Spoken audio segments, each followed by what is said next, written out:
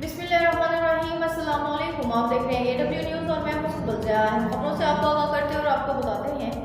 खबर शामिल करते हैं कोहाट से। इसार अली बंगिश की रिपोर्ट के मुताबिक Kohat chamber of commerce and industry के सीनियर नायब सदर पीर कामरान शाह की चैम्बर ऑफ कॉमर्स ऑफिस में आमद और नई मेंबरशिप के हवाले से सूबाई हुकूमत से चैम्बर ऑफिस के लिए प्लाट की फराहमी और आइंदा मीटिंग के हवाले से बातचीत की गई। कामरान शाह ने सूबाई हुकूमत खैबर पख्तूनख्वा को डिमांड्स और तजावीज़ देते हुए कहा कि इलाके में इंडस्ट्री का फ़रोग़ इंतहाई अहम है।